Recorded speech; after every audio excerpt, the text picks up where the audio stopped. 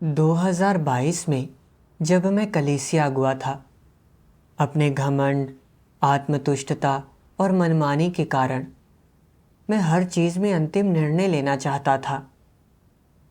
नतीजतन मेरे साथ काम करने वाला भाई बेबस हो गया और कलीसिया के कार्य में भी गड़बड़ी हुई।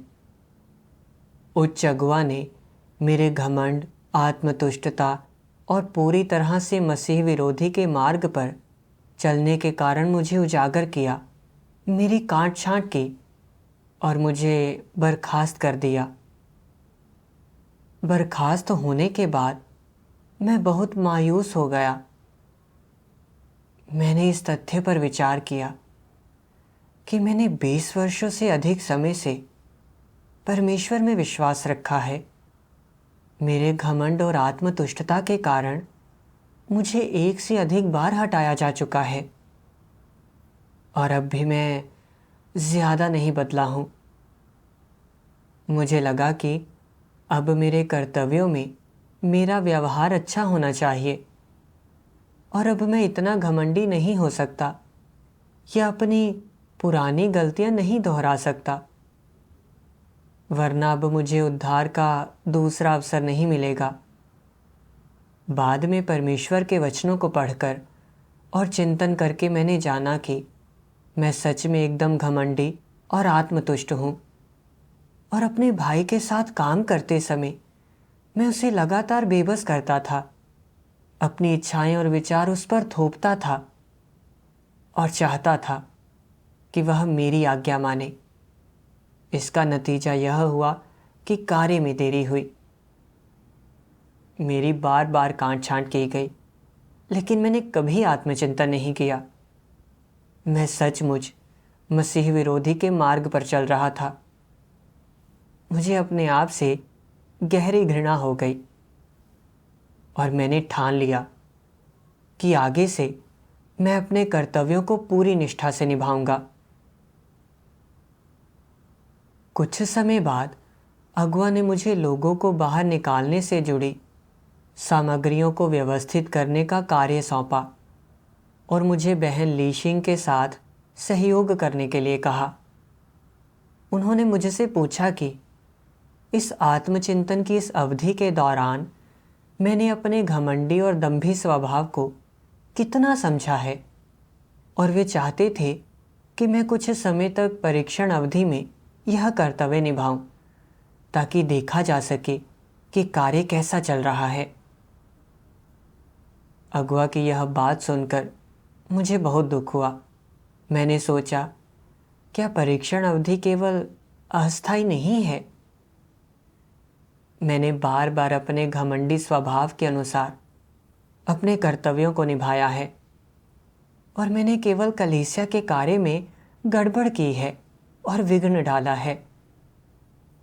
अगर मैंने फिर से अपनी पुरानी गलतियां दोहराई तो मैं शायद हमेशा के लिए अपने कर्तव्यों को निभाने का अवसर खो दूंगा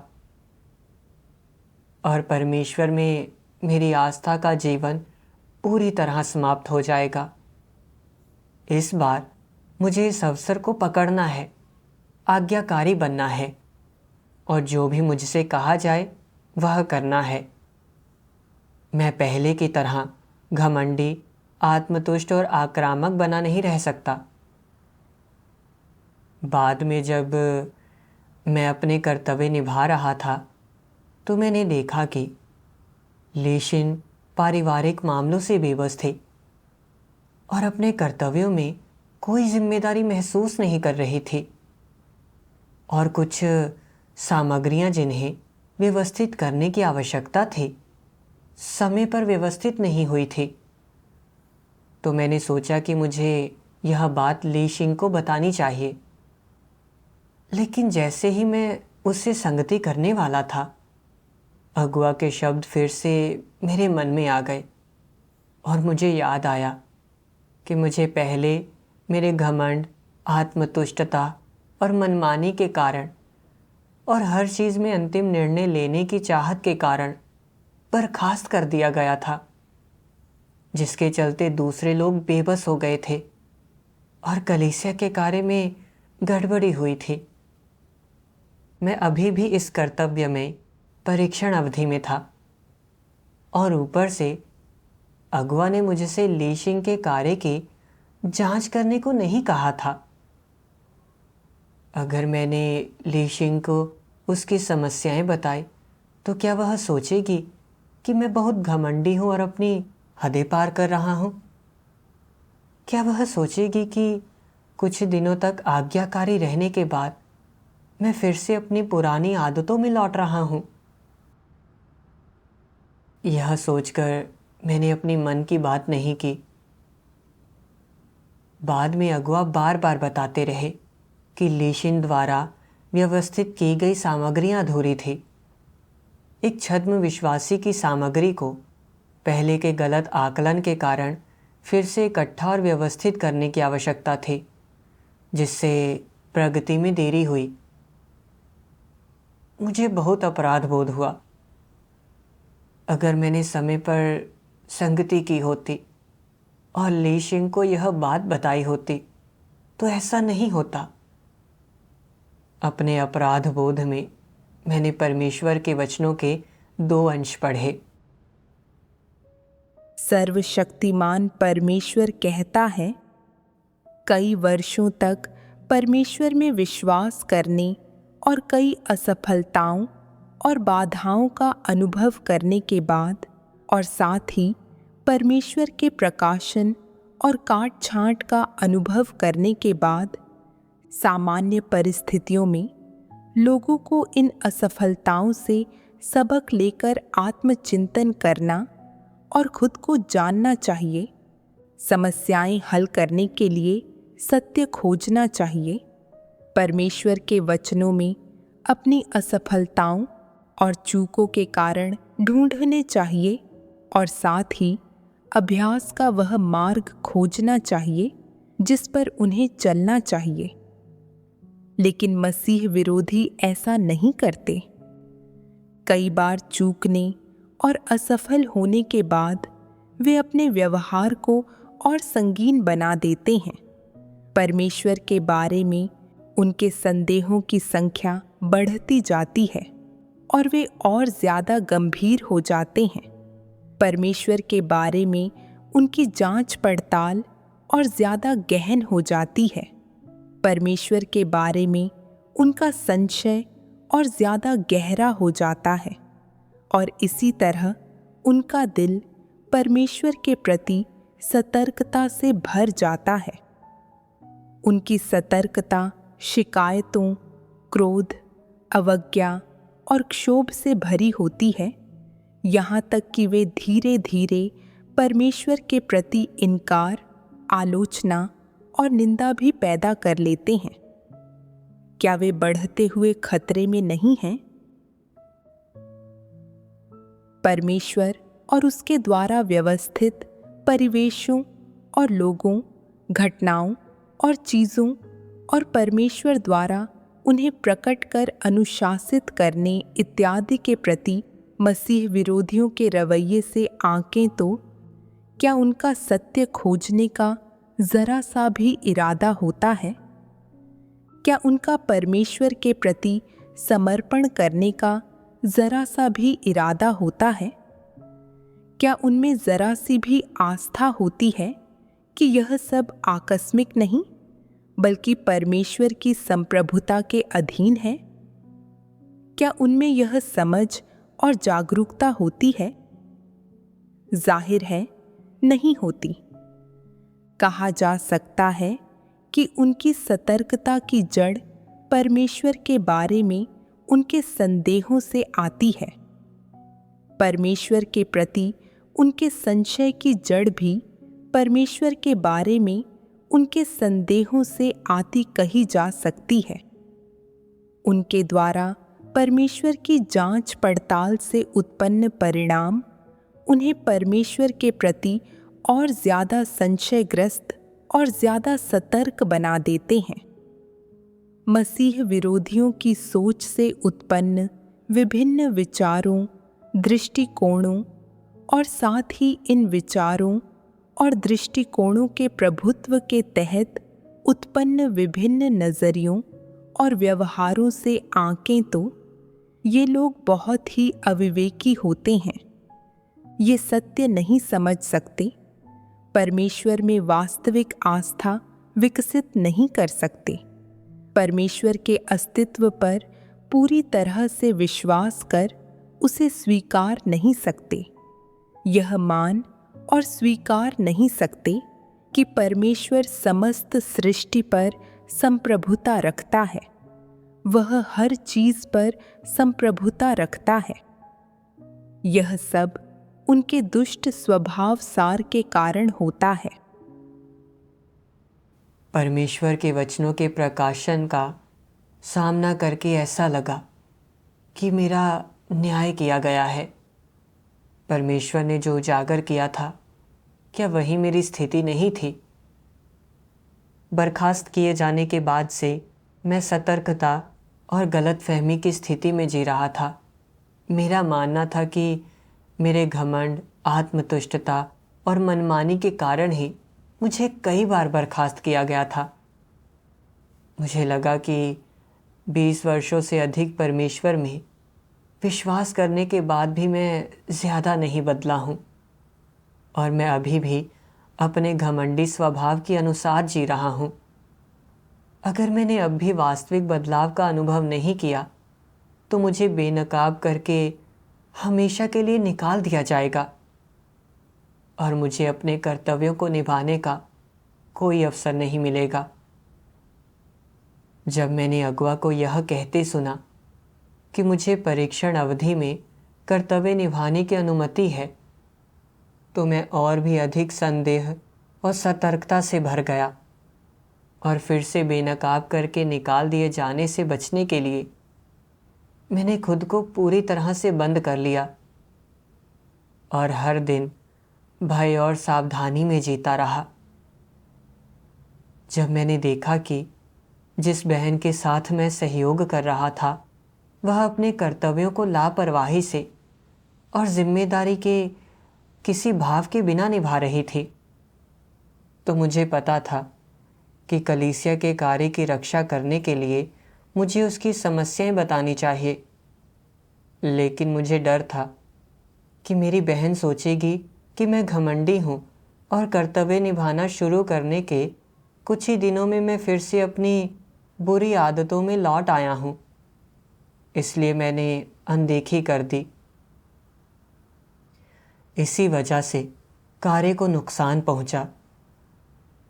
परमेश्वर के वचनों से मैंने देखा कि जब मसीह विरोधी कई असफलताओं और नाकामियों के बाद बेनकाब किए जाते हैं तो वे न केवल आत्मचिंतन करने में असफल होते हैं बल्कि परमेश्वर के प्रति और भी अधिक सतर्क हो जाते हैं। वे डरते हैं कि ज़रा सी भी गलती उनके भविष्य और भाग्य को छीन लेगी।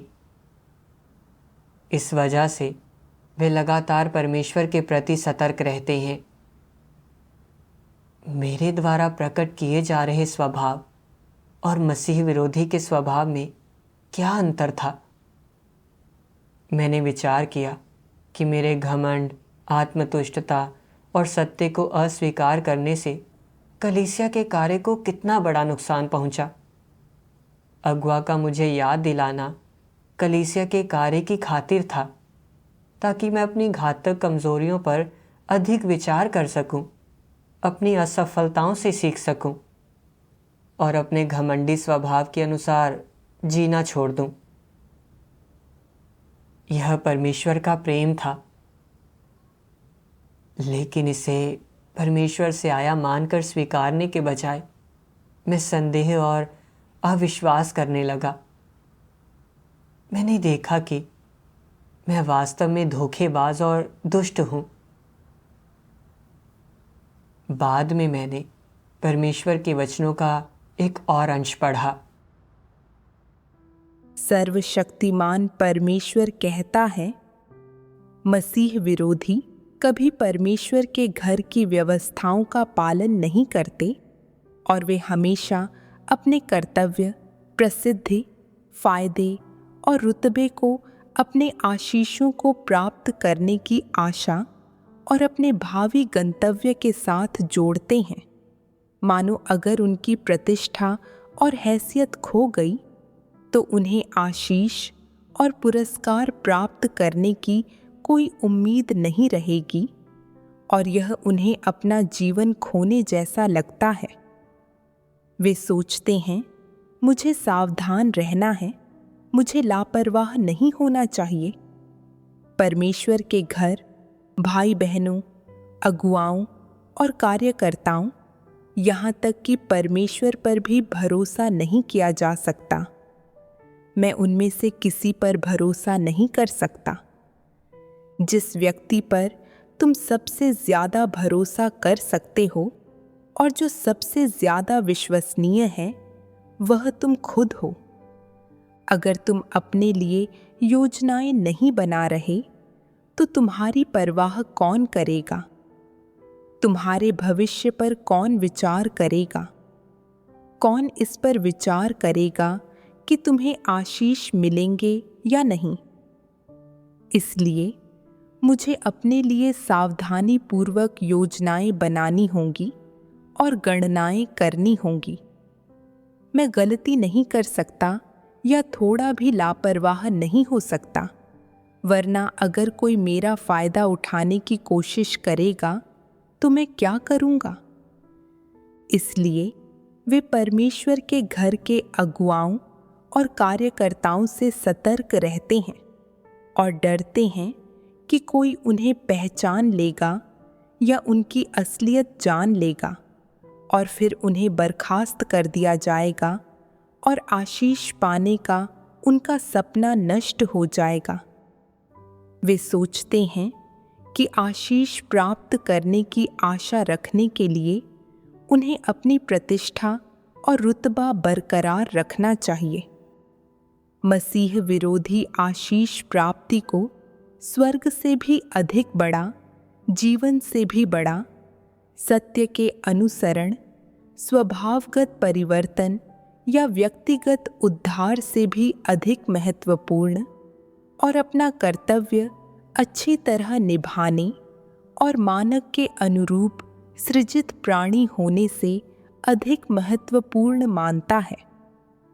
वह सोचता है कि मानक के अनुरूप एक सृजित प्राणी होना, अपना कर्तव्य अच्छी तरह से करना और बचाया जाना सब तुच्छ चीज़ें हैं जो मुश्किल से ही उल्लेखनीय हैं या टिप्पणी के योग्य हैं, जबकि आशीष प्राप्त करना उनके पूरे जीवन में एकमात्र ऐसी चीज़ होती है जिसे कभी नहीं भुलाया जा सकता। उनके सामने चाहे जो भी आए, चाहे वह कितना भी बड़ा या छोटा क्यों न हो, वे इसे आशीष प्राप्ति होने से जोड़ते हैं और अत्यधिक सतर्क और चौकस होते हैं, और वे हमेशा अपने बच निकलने का मार्ग रखते हैं। परमेश्वर के वचनों के प्रकाश में मैंने देखा कि जो स्वभाव मैंने प्रकट किया था वह वैसा ही था जिसे परमेश्वर ने मसीह विरोधी के स्वभाव के रूप में उजागर किया था। चाहे मैं कोई भी कर्तव्य निभाता, मैं हमेशा उसे आशीष प्राप्त करने से जोड़ता था और आशीष पाने को जीवन जितना ही महत्वपूर्ण मानता था। हर परिस्थिति में मैं पहले अपने ही परिणाम और मंजिल पर विचार करता था। जब मुझे बर्खास्त और बेनकाब किया गया तो मैं आत्मचिंतन करके खुद को जानने के लिए परमेश्वर के सामने नहीं आया, बल्कि परमेश्वर के प्रति सतर्क रहने लगा और उसे गलत समझने लगा। बस अपने ही भविष्य और मंजिल के बारे में सोचता रहा। जब मैंने दोबारा अपने कर्तव्यों को निभाना शुरू किया तो मेरे विचार और भी उलझन भरे हो गए और मैं हर स्थिति को अपने मन में जटिल बना देता था। डर लगता था कि किसी गलत कदम के चलते मैं बेनकाब हो जाऊंगा और मेरा परिणाम और मंजिल बुरी होगी। जब मैंने देखा कि बहन लेशिन अपनी बुरी स्थिति के कारण नकारात्मकता में थी और अपने कर्तव्यों में देरी कर रही थी, तो मैं जानता था कि मुझे उसकी समस्याएं बताकर कलीसिया के कार्य की रक्षा करनी है और अच्छे से काम करने में उसकी सहायता करनी है। लेकिन मुझे डर था कि लीशिन सोचेगी कि मैं घमंडी और आत्मतुष्ट हूं और अब तक नहीं बदला हूं। इसलिए मैंने कलीसिया के कार्य की उपेक्षा की। मैं हर व्यक्ति अपनी सोचे, बाकियों को शैतान ले जाए, इस शैतानी जहर के अनुसार जी रहा था। अपने कर्तव्य केवल आशीष और लाभ पाने के लिए कर रहा था और अपने भविष्य और मंजिल को सबसे अधिक महत्वपूर्ण मानता था। मैंने परमेश्वर के इरादों या कलीसिया के कार्य पर बिल्कुल ध्यान नहीं दिया। मैं वही करना चाहता था जो मेरे लिए लाभकारी होता। लेकिन अगर कोई चीज़ मेरे लिए लाभकारी नहीं थी तो मैं उसे नज़रअंदाज कर देता था, भले ही उससे कलीसिया के कार्य को नुकसान पहुंचता हो। मैं सचमुच स्वार्थी और घृणित था। मुझे पौलुस के दमिश्क जाने के समय की याद आई। प्रभु यीशु ने जब एक तेज प्रकाश से उसे गिरा दिया, तब भले ही उसने स्वीकार किया कि प्रभु यीशु को मुख्य रूप से उसने सताया था, मगर उसने सच्चे मन से पश्चाताप नहीं किया। उसने परमेश्वर का प्रतिरोध करने में अपने प्रकृति सार पर जरा भी चिंतन नहीं किया या उसे नहीं समझा। भले ही ऊपर से उसने सुसमाचार का प्रचार करने के लिए कड़ी मेहनत की और दूर दूर तक यात्रा की, लेकिन उसका इरादा परमेश्वर से मुकुट और इनाम पाने के लिए सौदा करने की थी। क्या मेरा अनुसरण और जिस मार्ग पर मैं चल रहा था वह पौलुस जैसा ही नहीं था? मैं परमेश्वर को इस्तेमाल करने और धोखा देने की कोशिश कर रहा था। मैंने देखा कि मैं कितना मानवता रहित था। मैं परमेश्वर के घर में घुसपैठ करने वाले एक अवसरवादी और छद्म विश्वासी जैसा था।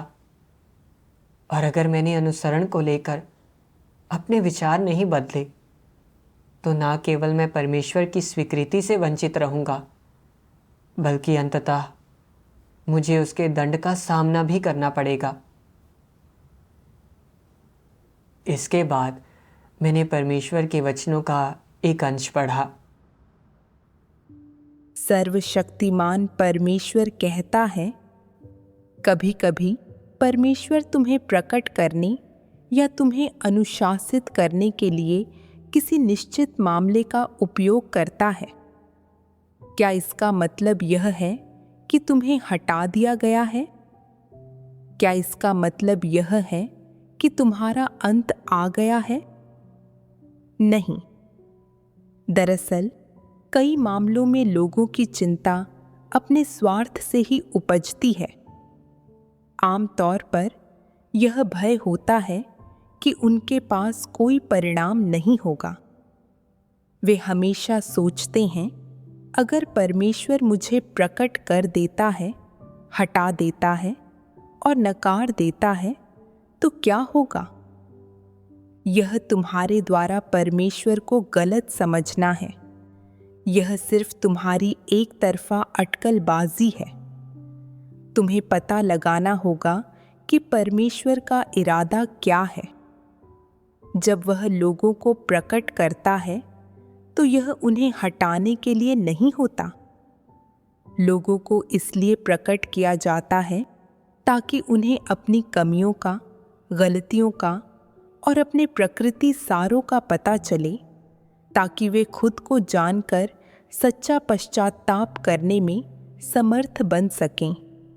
इस कारण लोगों को प्रकट इसलिए किया जाता है ताकि उनका जीवन विकसित हो सके। शुद्ध समझ के बिना लोग परमेश्वर की गलत व्याख्या करके नकारात्मक और कमजोर हो सकते हैं। वे बुरी तरह निराश भी हो सकते हैं। वास्तव में परमेश्वर द्वारा प्रकट किए जाने का अर्थ आवश्यक रूप से यह नहीं है कि तुम्हें हटा ही दिया जाएगा। यह इसलिए है ताकि तुम अपनी भ्रष्टता जान सको, और यह तुमसे पश्चाताप करवाने के लिए है। अक्सर चूंकि लोग विद्रोही हो जाते हैं और भ्रष्टता प्रकट करने पर वे सत्य में समाधान नहीं ढूंढते, इसलिए परमेश्वर को उन्हें अनुशासित करना पड़ता है। और इसलिए कभी कभी वह लोगों को प्रकट कर उनकी कुरूपता और दयनीयता को प्रकट कर देता है, जिससे वे खुद जान जाते हैं। इससे उनके जीवन को विकसित होने में मदद मिलती है। लोगों को प्रकट करने के दो अलग अलग निहितार्थ हैं। बुरे लोगों के लिए प्रकट किए जाने का अर्थ है उन्हें हटाया जाना। जो लोग सत्य स्वीकार कर सकते हैं, उनके लिए यह एक अनुस्मारक और एक चेतावनी है। उनसे आत्मचिंतन कराया जाता है और उन्हें उनकी वास्तविक दशा दिखाई जाती है, और उन्हें पथभ्रष्ट और लापरवाह होने से रोका जाता है, क्योंकि अगर ऐसा ही चलता रहा तो यह खतरनाक होगा। इस तरह से लोगों को प्रकट करना उन्हें चेताना है, अन्यथा वे अपने कर्तव्य निर्वहन में भ्रमित और लापरवाह हो जाते हैं, चीज़ों को गंभीरता से लेने में असफल हो जाते हैं, थोड़े से परिणाम पाकर ही संतुष्ट हो जाते हैं और सोचते हैं कि उन्होंने अपना काम एक स्वीकार्य मानक तक पूरा कर लिया है, जबकि सच्चाई यह है कि परमेश्वर की मांगों के अनुसार मापने पर वे मानक से बहुत दूर होते हैं, और फिर भी वे खुद से संतुष्ट रहते हैं और मानते हैं कि वे ठीक ठाक कर रहे हैं। ऐसी परिस्थितियों में परमेश्वर लोगों को अनुशासित करता है, उन्हें सावधान कर याद दिलाता है। कभी कभी परमेश्वर उनकी कुरूपता प्रकट करता है, जो कि स्पष्ट रूप से उन्हें याद दिलाने के लिए है। ऐसे में तुम्हें आत्मचिंतन करना चाहिए। इस तरह से अपने कर्तव्य का पालन करना ठीक नहीं है। तुम्हें विद्रोह शामिल है।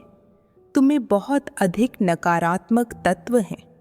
जो कुछ भी तुम करते हो वह अनमना होता है, और यदि तुम अब भी पश्चाताप नहीं करते हो तो न्याय संगत रूप से तुम्हें दंडित किया जाना चाहिए।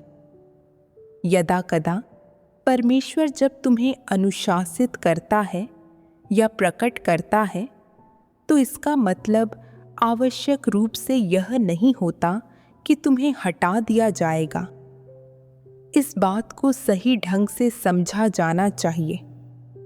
यहाँ तक कि अगर तुम्हें हटा भी दिया जाए तो तुम्हें इसे स्वीकारना चाहिए और इसके प्रति समर्पित होना चाहिए, और जल्दी से चिंतन और पश्चाताप करना चाहिए। परमेश्वर के वचन पढ़ने के बाद मुझे बहुत शर्मिंदगी और अपराध बोध हुआ। मैंने पहले भी कई बार परमेश्वर के इन वचनों को पढ़ा था। अक्सर परमेश्वर के धार्मिक स्वभाव के बारे में बात की थी और कहा था कि परमेश्वर लोगों को बेनकाब करता है ताकि वह उन्हें बचा सके, जिससे वे बेहतर ढंग से आत्मचिंतन कर सके और खुद को समझ सके। लेकिन जब मुझे बेनकाब करके बर्खास्त किया गया तो मुझे शक हुआ कि परमेश्वर मुझे हटाना चाहता है, और मैं परमेश्वर के प्रेम या उद्धार की कोई झलक नहीं देख पाया। भले ही मैं अपने कर्तव्य निभाता हुआ दिखाई देता था, मगर मेरे दिल का दरवाज़ा परमेश्वर के लिए बंद ही रहा।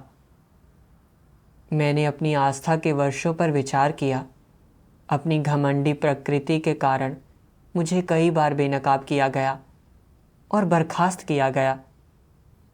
फिर भी परमेश्वर ने मेरे अपराधों के कारण मुझे नहीं हटाया, बल्कि उसने मेरे भाई बहनों के प्रकाशन और सहायता, साथ ही अपने वचनों की प्रबुद्धता और मार्गदर्शन के ज़रिए आत्मचिंतन, पश्चाताप और बदलाव करने में मेरी मदद की। जब मुझ में कुछ समझ और बदलाव आया तो परमेश्वर ने मुझे फिर से अपने कर्तव्य निभाने का अवसर दिया। अगर परमेश्वर सच में लोगों द्वारा प्रकट की गई भ्रष्टता के आधार पर उनके परिणाम तय करता, तो मुझे बहुत पहले ही दंडित कर दिया जाता और मैं आज जीवित नहीं होता। जैसे कि हाल ही में मेरी बर्खास्तगी पूरी तरह से सत्य का अनुसरण करने में मेरी विफलता और मेरे मसीही विरोधी के मार्ग पर चलने के कारण थी, जिसने कार्य में गंभीर बाधा और विघ्न डाला। यह सिद्धांतों के अनुसार किया गया था और परमेश्वर की धार्मिकता को पूरी तरह से प्रकट करता था। अगर मुझे समय पर बर्खास्त नहीं किया गया होता तो अपने घमंडी स्वभाव के कारण मैं कई बुरे काम कर बैठता और परमेश्वर के दंड का सामना करता। इस प्रकार की बर्खास्तगी वास्तव में परमेश्वर का उद्धार और सुरक्षा थी, क्योंकि इसके बिना मैं कभी सच्चे मन से आत्मचिंतन नहीं करता या खुद को नहीं समझता, और ना ही मैं उस गलत मार्ग पर विचार करता जो मैंने चुना था। इसलिए मैंने घुटने टेक कर परमेश्वर के सामने प्रार्थना की, हे परमेश्वर, मैं अब सतर्कता और गलतफहमी की स्थिति में नहीं जीना चाहता। मैं पश्चाताप करने और अपने कर्तव्य अच्छे से निभाने के लिए तैयार हूँ, और मैं केवल यही चाहता हूँ कि तू मेरा मार्गदर्शन और मेरी अगुवाई करे। प्रार्थना के बाद मैंने परमेश्वर के कुछ वचन पढ़े। सर्वशक्तिमान परमेश्वर कहता है, तुम्हारे निजी विचार और राय जो भी हों, अगर तुम आंख बंद करके तय मान लोगे कि ये सही हैं और चीज़ें इसी ढंग से की जानी चाहिए, तो यह अहंकार और दंभ है। अगर तुम्हें लगता है कि तुम्हारे कुछ विचार या राय सही हैं, मगर तुम्हें खुद पर पूरा विश्वास नहीं है और साधना और संगति से तुम इनकी पुष्टि कर सकते हो, तो यह है दंभी न होना। काम करने का वाजिब तरीका काम से पहले सबका साथ और स्वीकृति पाने की प्रतीक्षा करना है। यदि तुम आश्वस्त हो कि तुम्हें समस्या पता चल गई है और तुम अपने दिल में समझते हो कि उसका समाधान होना चाहिए, अन्यथा इससे काम में देरी होगी, फिर भी तुम सिद्धांतों का पालन करने में सक्षम नहीं हो और तुम दूसरे लोगों को नाराज करने से डरते हो, तो यह समस्या क्या है? तुम सिद्धांतों का पालन करने से क्यों डरोगे? यह एक गंभीर प्रकृति का मुद्दा है जो यह बताता है कि क्या तुम सत्य से प्रेम करते हो और क्या तुम्हें न्याय की भावना है। तुम्हें अपनी राय बतानी चाहिए, भले ही तुम न जानते हो कि वह सही है या नहीं।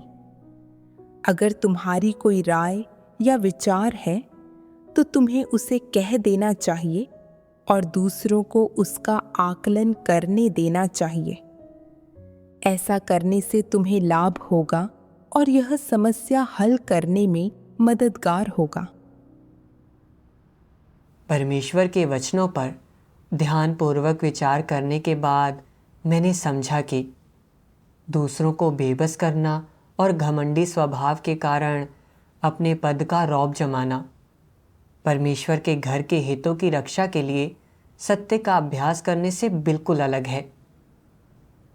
घमंड और आत्मतुष्टता में शामिल है सत्य सिद्धांतों को खोजे बिना कार्य करना, हमेशा अपने ही दृष्टिकोण पर अड़े रहना और दूसरों के सुझावों को स्वीकार न करना, यह जानते हुए भी कि अपने कार्य सत्य के अनुरूप नहीं है, फिर भी दूसरों को अपनी बात मानने के लिए मजबूर करना, अपने विचारों और राय के अनुसार ही सब कुछ करना और परमेश्वर के घर के हितों पर जरा भी विचार न करना, यह घमंड, आत्मतुष्टता और अपना रौब जमाने का इरादा है। उदाहरण के लिए, जब मैं अगुआ था तो मैं हर काम में आगे रहता था। मैं कभी भी दूसरों के साथ सहयोग या चर्चा नहीं करता था और ना ही उन्हें हस्तक्षेप करने देता था। मैं हमेशा यही चाहता था कि दूसरे लोग मेरे विचारों और इरादों पर अमल करें और मैं अपने भाई बहनों के उचित सुझावों को कभी स्वीकार नहीं करता था। यह घमंड और आत्मतुष्टता थी।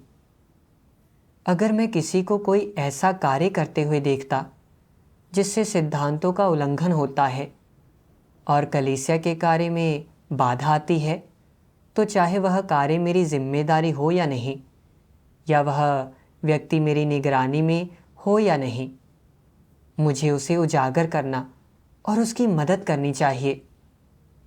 यह परमेश्वर के घर के हितों की रक्षा करना और न्याय की भावना को दर्शाना है। यह घमंड या आत्मतुष्टता नहीं है। परमेश्वर व्यक्ति के कार्यों के पीछे के इरादों को देखता है और चाहे अगुवाओं ने कोई व्यवस्था की हो या नहीं, जब तक कोई चीज़ कलीसिया के कार्य और परमेश्वर के घर के हितों से जुड़ी है, हर किसी की जिम्मेदारी है कि वह इन चीज़ों की रक्षा करे।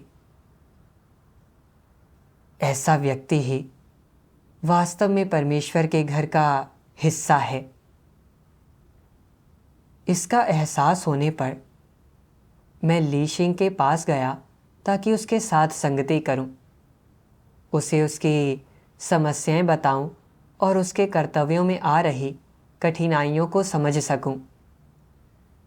हमारी संगति के बाद उसकी स्थिति में कुछ सुधार हुआ। एक बार मैंने देखा कि ली शिंग ने एक छद्म विश्वासी को बाहर निकालने से जुड़ी कुछ सामग्रियों को गलत श्रेणी में डाल दिया था, तो मैंने परमेश्वर के संबंधित वचनों और सिद्धांतों को सामने रखते हुए उससे संगति की। हमारी संगति के बाद वह कुछ सिद्धांतों को समझ पाई।